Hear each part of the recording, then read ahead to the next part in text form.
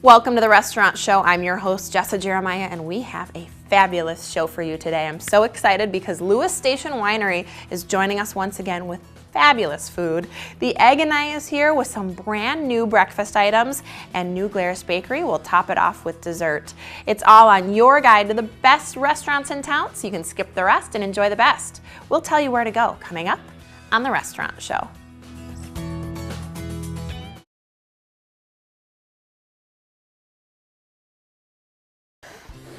Welcome back to the Restaurant Show. You can see by the smile on my face that Lewis Station now joins us, and I'm joined now by Rob Lewis and somebody who doesn't look like Jason Dunn.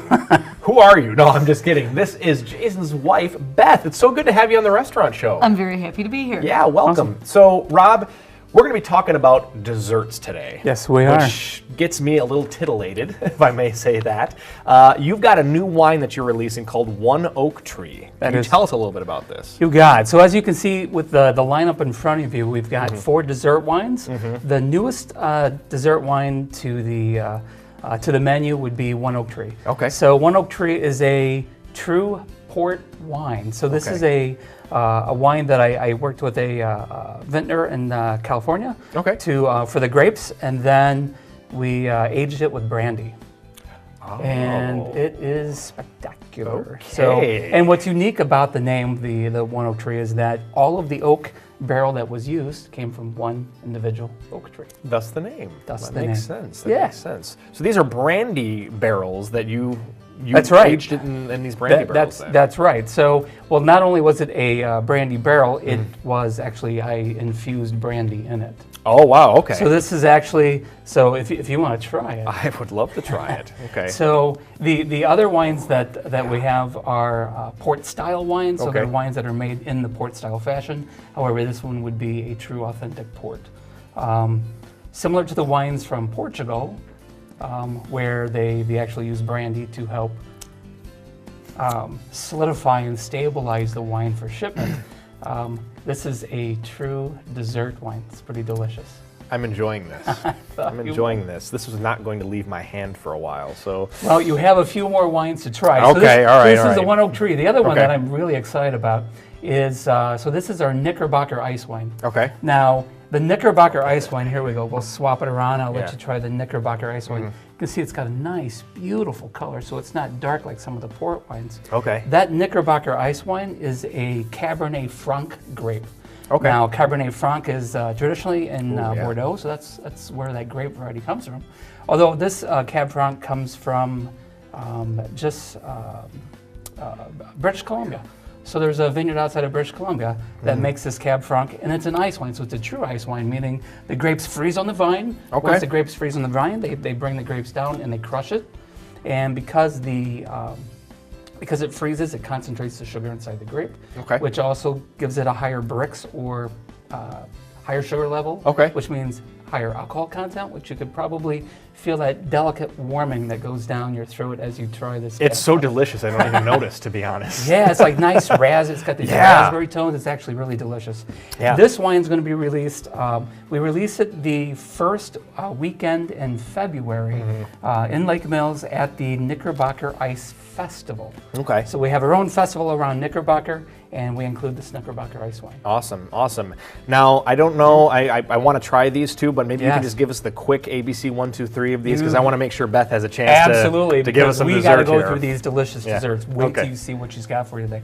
So this one right here is called Matrimonia. Okay. Matrimonia is a blend of 2 of my favorite things, port-style wine and coffee. Ooh. So I made this as a breakfast wine. No, just kidding. It's not really a breakfast wine. But, well, it could, for me, maybe this could be. But anyway, so this is like that after an end of the meal, and if you're going to have like an espresso, but you'd like to have a port. Sure. This kind of does both. So it's a nice port-style wine with whole Guatemalan coffee beans, and it extracts all the oils, and it's just absolutely delicious. And this one is probably one of the favorites at the winery. It's called Chocolate Cerise. It is a port-style wine aged with chocolate. Ooh. So it tastes like a chocolate covered strawberry. All kinds of varieties of wine to try at Lewis Station. And Beth, what have you got for us for dessert today? Well, desserts at Lewis Station Winery change. We don't have the same dessert week to week. It all kind of depends. On Wednesdays, we have our wine and tapas, and I make 3 desserts for that, and so that kind of carries over into the rest of the week. So, but one dessert that we always have at Lewis Station Winery is our wine fudge. I make it on site. It's reducing Lewis Station wine with sassy cow cream, adding sugar, vanilla, Belgian chocolate, and butter, and the wine and the cream are reduced with Vietnamese cinnamon. I've had some of this. You've had it? It's to kill for. So, our wine fudge. All right. Now, if you have that with a sip of any one of those, it'll be absolutely to die for. But the wine fudge we always have, and it is for sale in our coolers. But then I have all the other desserts that we make during the week. And during the week, I have a dessert sampler that I serve. And that is an assortment of the different desserts we have. Typically in a week, I will make something chocolate. I'll usually have a chocolate cake or a brownie. This one happens to be a chocolate peppermint candy. I'll have another cake that's either nutty or some other cake. That is a Kentucky bourbon butter cake. I have blueberry cheesecake bars. I always try to have something fruity. Then I serve drunk berries with pound cake. Ooh. And those berries are soaked in Lewis Station Winery Grist Mill Red. Okay. That sounds good. Not only do we have the wine fudge that we have all the time, but I have also made some traditional fudge. Okay. And that, instead of getting made with your grocery variety chocolate chips that we all make fudge at home with, I make it with our Belgian chocolate. Wow. And the Belgian chocolate that we use is a very high quality. It's called Callebaut, and it's got a 54% cacao content. But anyway, it's phenomenal chocolate. Okay. So our dessert sampler looks something like that. Now, like I said, it changes from week to week depending on what the whim is on my part for making desserts. But it's enough to share, typically for 2 people or more, and it comes out, however presentation with the different desserts. Wow, I feel just so taken care of right now. I can't describe it any other way. This is fantastic. And so I can order this for myself, and then what does my fiance or my wife get then? You can order one for her too. Oh, they can get their own. We can get your own. You don't have to share, or you can share. Any of the desserts are usually available as a single also. You don't have to order the whole dessert sample. Okay, well that's good to know. But you come on Wednesday nights and it's all part of the wine and tapas. We're out of time already. I can't believe it. Goodness. We didn't hardly get to anything. You talked, I think, about most of what we needed to talk about. Sure did. Yeah. Awesome. Great. Rob Lewis Awesome. Thank you. Beth Dunn, so good to have you with us today. Lewis Station Winery is out in downtown Lake Mills. You gotta head down there. Don't go away. There's more restaurant show coming up after the break. Stick around if you're in the mood for breakfast. We'll be right back with the Egg and I.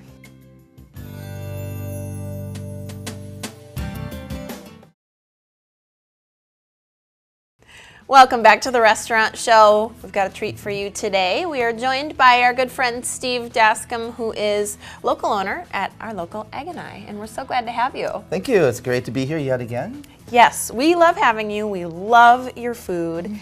And new year, new menu, so we have some new things to talk about. Yeah, well, our seasonal menu, changes a few times a year.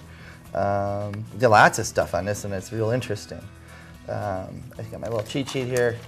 Yes, run us down some of the new ones, because it's exciting what you've got. Yeah, we have a Tuscan scramble. And that's what we're doing today. That's what we're going to do today. There's a salmon frittata. We're going to have salmon in the restaurant again. An oatmeal pancake combo. Okay. The oatmeal's going to be right in the pancake. And a real interesting one, which I don't have the product, or I would have done that one today, was the chia coconut oatmeal. That sounds incredible. It does. Everything on that menu actually sounds really good. Wow, what a fun menu. Salmon frittata, oatmeal pancakes, all really good stuff. Today we're going to do the Tuscan Scramble, which actually sounds like a country dance to me, but it's not. It's something you can get over at the Egg and I. So walk me through, first of all, what kind of ingredients are in here? Everything looks so fresh and so good. Oh yeah, well, typical of us at least. We make things as much as we can. So we have some roasted onions. We roast these in house. Okay. And some of these things we've done in advance, obviously, just for the sake of time. But those are roasted onions. So you start with that and a little bit of roasted tomatoes, oil, and roasted tomatoes. Yeah, the oil. It's actually a phase, which is like a butter substitute. Okay. keeping things a little healthy. Yeah, again. you guys are doing really well at keeping things a little bit healthy for us. Sometimes it's hard when you're doing breakfast items to do things a little bit healthier, but you're using all these fresh ingredients, fresh tomatoes, onions, and spinach that are going in. Oh yeah. Real vegetables. Nice color. Yep, you caught the spinach. Thank you. Yes. Got that one going in. Now, we're not going to do a lot of cooking on this. Okay. I'm not even really wilting this spinach, a little bit maybe, but just want to get when it looks Just a bright little green because heated? we're gonna continue to cook it, so I don't want to overdo it. Okay, gotcha. So you just kind of get them warmed up and Yep. ready to go. And then we're gonna put our egg. Okay.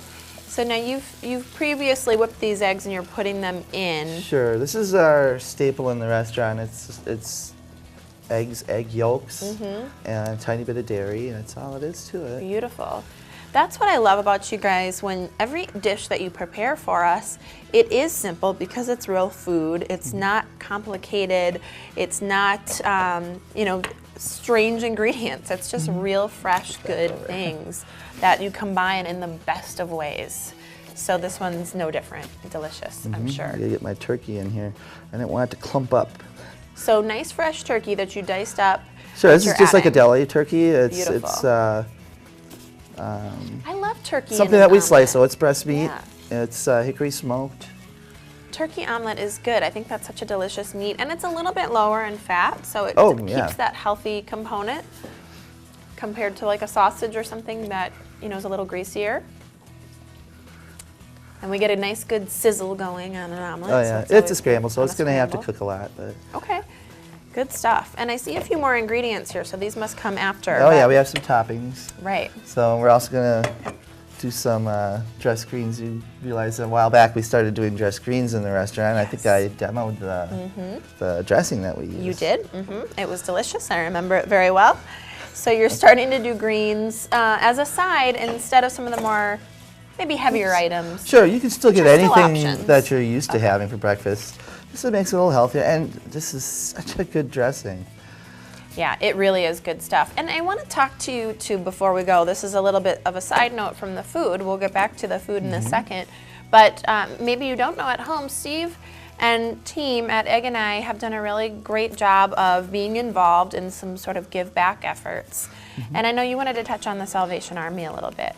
Sure. They had something unfortunate happen about, what was it, a week and a half, 2 weeks ago, I think. I believe so.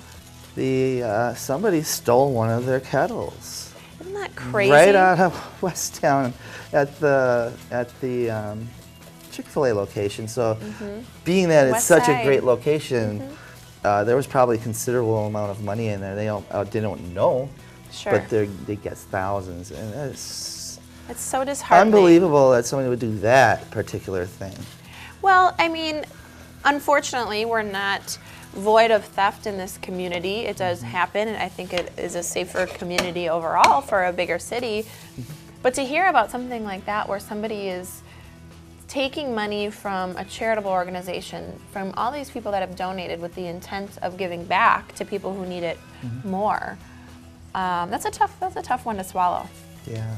So thanks for bringing that up, and hopefully somebody will I see can't this. get it to flip. We'll get the flip Normally later. I We're talking do, about but other things. It's a little too high for me up here. I'm used to working on a lower surface. Yeah, which- yeah. You make do, but we do have a tall table here. So I brought a spatula. Yeah. So hopefully someone sees this or has seen If some somebody, things in the past. I mean, and- even if somebody finds that kettle, because they have to spend some of the money they've collected to replace that kettle so they can continue to collect money. That's the equivalent of 2 nights in a shelter for a woman. I mean, Yeah. It's a really unfortunate thing, but we thank you for your efforts and things that you have done to help some organizations in the past, and I know will continue to do, and that's really important. Just to help the community, you're here for us okay, let's in put another this way. together. Here we go. Okay, the grand finale. Yeah. Can't wait. Okay, so that goes in. Easy peasy. Drop it in.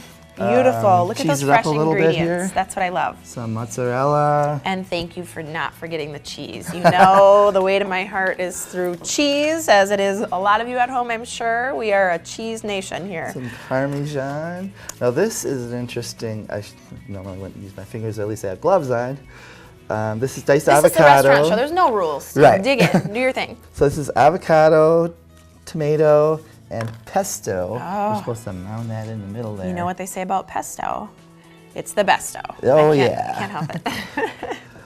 Beautiful. Look at that. Looks so beautiful. And side of greens. Some greens or you can on do a variety of different things too. Sure, that you you could guys add have. potatoes, you could get yogurt, and you get grits. Oh we my have great gosh. grits. Oh, grits. Love it. Okay, so we got to go, but this is beautiful. This is the Tuscan Scramble. I'm going to have some while we go. Great new menu over at the Egg and I. Please see them, all fresh ingredients. Thank you so much, Steve, for this dish, really, and thanks for Very being here. welcome. We're going to Thank see you you. next time. You guys stick around. We'll be right back. Coming up next, we're covering some tasty desserts. New Glarus Bakery will be here after the break.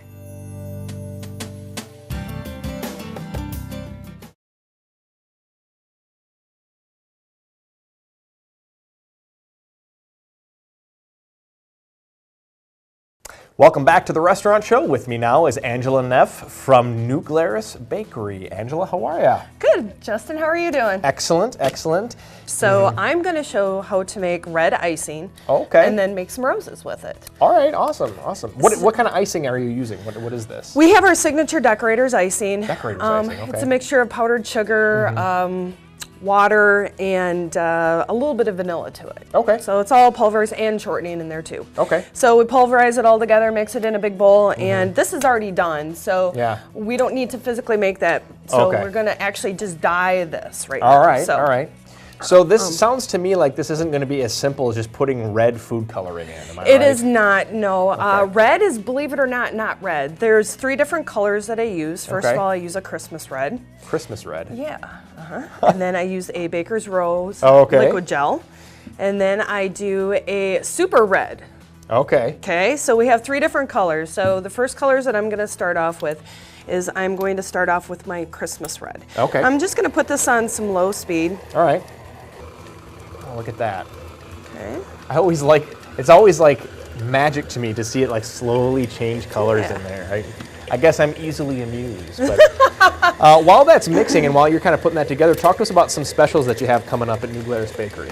In January, we're still closed the 1st through the 17th of the month. Okay. That's our annual traditional shutdown, and then we have our custard-filled Long Johns. Okay. We also gear up for Valentine's Day, so we have our heart-filled Yeah. donuts with either red raspberry filling or Yeah. custard. Okay. And so we kind of gear up for Valentine's Day too, to chocolates and treat your sweets. Treat your sweetness. Is that what you're saying? Exactly. Okay. So the final part of this is where I'm going to add just a little bit of the super red. Okay, The super super red, red. yes, super red has a black hint to it. Okay. So we're kind of darkening up just a little bit in order to give it that final hue. All right. Wow, and it is getting a lot darker there. It is. But that It is. really looks like rose red. It is rose red. Wow, Yes. okay. So 3 different colors make up rose red. So is there anything, is there anything that people need to know about as far as making their own frosting, or do you get this pre-made, or how does that work? Everybody has their own recipes for decorator's icing. You can Okay. use like a Wilton buttercream recipe. Okay. You can go online. There's some very simple recipes Sure. that they can use. Just make sure that it's white. That's Okay. the key. You want to start off with a white base in order to make this. So, Kind of like the primer. If you're thinking Yeah. of painting, it's kind of like the primer. Exactly. So, I'm going to take this off. yeah, look at that. Wow, it's a nice deep red. Isn't that neat? That's beautiful.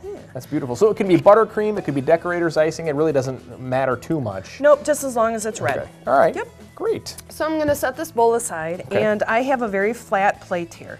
We used to use these when we made torts, so it would Okay. level off the bottom of the torts. All right.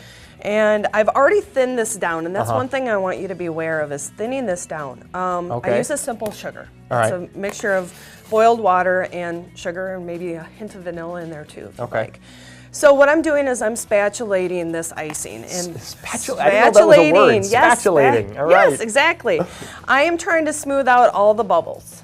Oh, that's what you're doing. Okay. Yeah, I'm I trying got to it. smooth out the bubbles just Yeah. because you do not want your bag to burp back at you when you're trying to make these roses. I suppose not. No, That would be a no. little aberration in your rose making process. And I can see that it's getting smoother there too. The other couple things that you want to take note with as well is when you do thin down your icing, take into consideration all of the colors that I used today will offer a liquidity to your icing. It will make it thin on its own. Okay. So you have to be really careful. And in the hot summer months, when we get out of these winter doldrums, you want to take that into consideration as well, because you cannot make roses with soupy icing. It just doesn't I suppose not. I can't imagine. This kind of reminds me of the joy of painting with Bob Ross, how he would mix on his palette. Yeah, nice. Make some happy little roses today. Yeah. So we have a little secret at the bakery. The first thing that we do is we put this on a piece of shrink film. So I'm just going to kind of put my tools over here. Okay. So I've got a piece of perforated shrink film. Okay. And you'll see why in just a minute. I'm going to push this down in here. So we're not even putting it in like one of those decorating bags or anything. Oh, we are. Oh, we are. Okay. We are. That's the secret to this. Wow. Okay. So here's your collar. Okay. Or your coupler, I should say. Put that in that direction. Okay. I have a bag. Oh, I see. And then we. Got it. Got it. Less mess. So then you don't have to wash the bag afterwards. Exactly. And being in the food industry, these bags are really expensive. So, and the food department also doesn't like it when you rewash these bags and reuse them. I suppose, yeah. So, exactly. So we're finding a way around that. It's a workaround. Exactly. All right. Exactly. So you simply cut that off and then you're good to go. Nice. Nice. Yeah. So I have a Wilton tip. This is number 104. Obviously, you can tell it's pretty well used. Sure. And we're gonna put this guy on here. Oh, okay. So we're gonna test this out just a little bit, just to make sure this is the correct consistency. We're gonna bring this guy back down. So we're just gonna make a rose on here to test. Yeah, we're gonna do like a rosebud, just to make sure. Yep. So it holds up. Okay. All right. That looks good. It piped out pretty well. So you can make rosebuds. All right. I like to make tulips. That's cool. Yeah. That's very neat. So I know that my icing is working. So I have my infamous icing nail. All right. Okay. There's lots of different ways to do roses. You can Google it, YouTube it. There's different ways to do it. But every rose to me is not the same. So I try not to be as perfect as possible. I just would like a really good looking Just a really good looking rose. Let's see how we do this. So, got that little center, it looks like. Oh, that is so cool. Okay. So you build a base. Uh-huh. And then you swirl around it. Okay. Okay. So now I'm going to just do I'm going to try to go slow here. Look at that. It just kind of like, it literally just blooms right there. Trying to go real slowly. Wow. That is so cool. Okay. And then you use the scissors to kind of, or the, got it. I'm getting a signal that we're actually out of time already. I can't believe it. There's our first rose. There we go. Well, thanks for coming in and showing us that. That's really cool. If you want to learn how to make more roses, keep watching the Restaurant Show. Angela is going to show you a lot of cool stuff. So we'll be right back with more Restaurant Show after the break.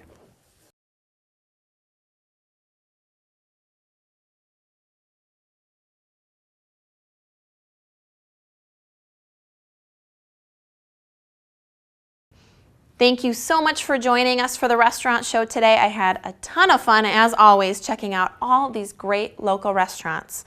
Tune in to us next time. I'm Jessa Jeremiah, reminding you that life is too short to eat average.